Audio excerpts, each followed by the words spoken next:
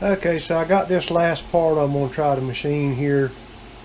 I've changed my coolant, so you're going to see a different color coolant here. We're going to give this coolant a try and see what's going on. It's Cool-Rite 2290. A lot of guys been kind of making fun of my coolant, Predator blood and everything else. We'll see how this does, and if it keeps my machine as clean as the other did and it works better, then I can see sticking with it. If it's no better than the other coolant, then whatever coolant is the cheapest and provides the same amount of protection to the machine, you know, keeps good part quality and all going, then that's the coolant that you'll see me run, whether it's green, white, red, or blue.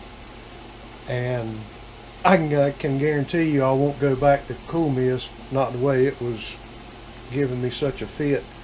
So we'll give this coolant a try and see how this works and see where things go from there.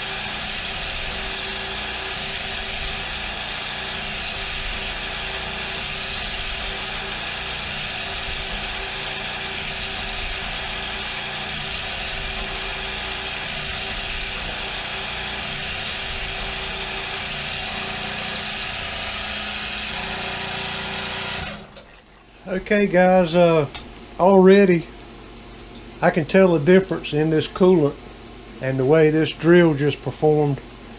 I'm not hearing any squeaking when it's coming back out of the hole, and I'm not hearing any gear case load whatsoever from the drill bit. This next drill is a little bigger, so we'll see what kind of differences there are there. There was a lot of chatter when it came out of the hole on the last run I made, so we'll see how this coolant makes that, if it makes that any different.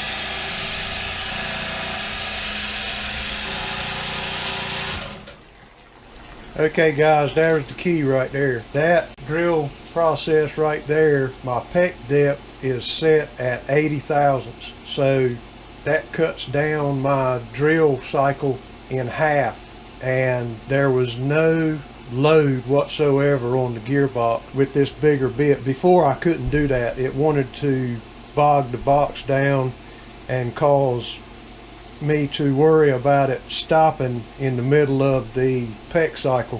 So this coolant is a lot slipperier. Kind of interested to see what kind of results we're going to get with this end mill that I'm getting ready to run here. It's a pretty long tool, so I'm pretty sure there's going to be quite a bit of chatter there, but right now it's the only tool I have of any size that I can reach this far down on the side here.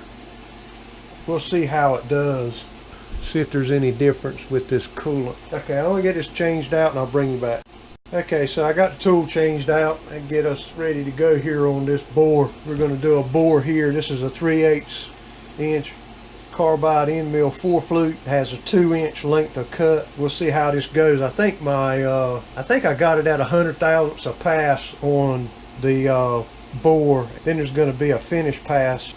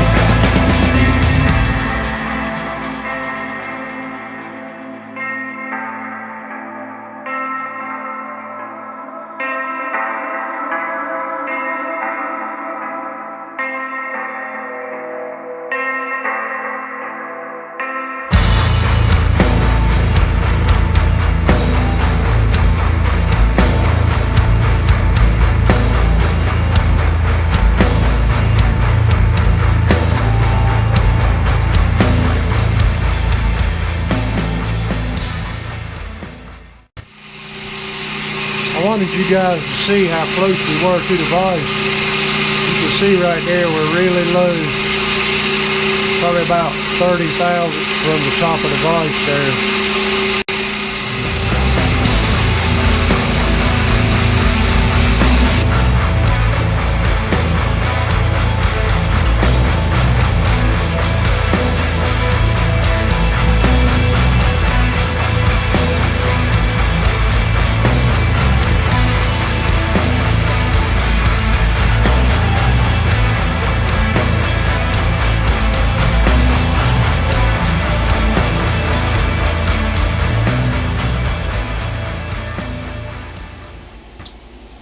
Not the smoothest in the world, but that's a pretty long bit there, so it needs to be a little fatter on the diameter, and that'll get rid of a lot of that chatter.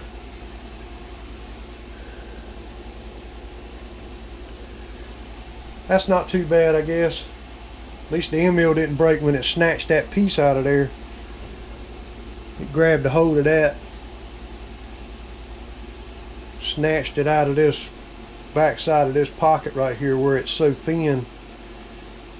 Weren't a whole lot I could do about the way it's designed there, but could have faced that surface off, I guess, but then it would have got the fly cutter. So either way, it would have grabbed it at some point in time, but made out pretty good, I guess. It didn't seem to leave a real bad mark on the back side of that. So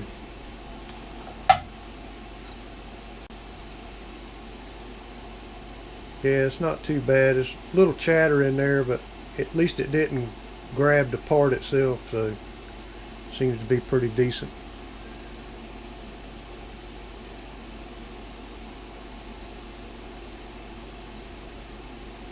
Just needs to be a little bit bigger end mill.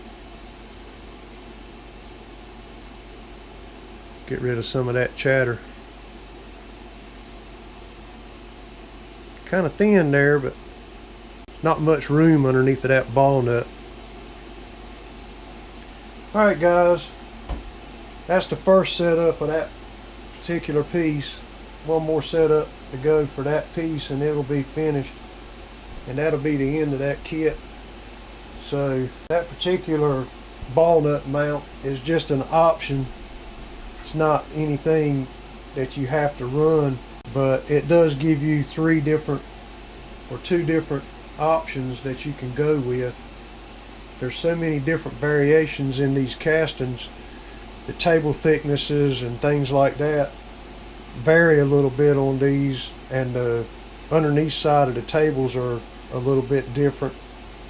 So trying to come up with a pretty good array of parts to accommodate some of those casting differences between the machines, and hopefully can come up with enough parts to alleviate fitting problems and whatnot down the road.